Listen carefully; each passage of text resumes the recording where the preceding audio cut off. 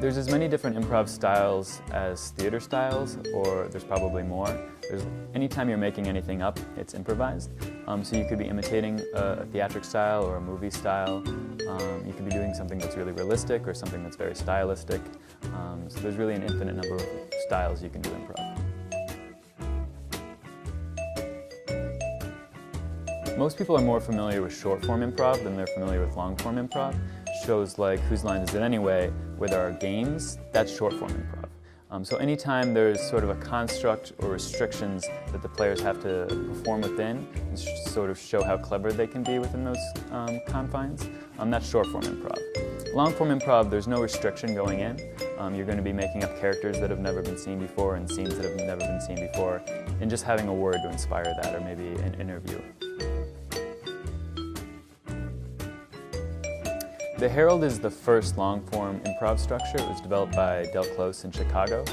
And the idea is that you sort of explore 3 different comedic ideas, and there's a group scene that sort of separates that. Then those ideas come back again in what we call second beats of those scenes. Then there's a second group game. And then in the third beats, they have the chance that maybe those ideas can connect with each other. An example is Seinfeld, where there's 3 different storylines with 3 different characters. And you see those happen throughout the show, and at the end of the show, you might see those ideas connect. A beat in a herald is the first scene that explores a comedic idea. And the second beat is the second scene that explores that same comedic idea, and the third beat is the third scene that explores that comedic idea. Depending on what theater you're in, there's different styles for it. Should it be super realistic? Should it be stylistic? Should it be super silly and big and broad? Most of the time, a good way to start a scene is to start it somewhere realistic and then sort of heighten to what's absurd and silly. It gives you a little bit of a foundation. But depending on where you're performing, there could be different styles. Sometimes people will see an improv show that's a fast-paced show and get the impression that that's what all improv is. It has to be really fast and quick, and everyone has to be really clever immediately. And it doesn't have to be like that. In theater and film, people take pauses all the time and have good, patient scenes that are still funny, and you can do that in improv too.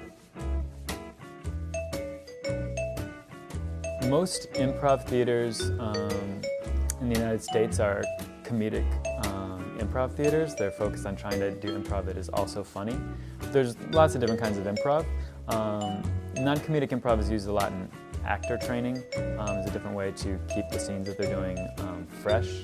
And there's a lot of people that might train into comedic theater but are also interested in doing shows that at least has moments that aren't comedic, that's just a truthful moment between characters. Usually with a Herald team, there's anywhere between 7 to 9 performers. It used to be the standard is 8.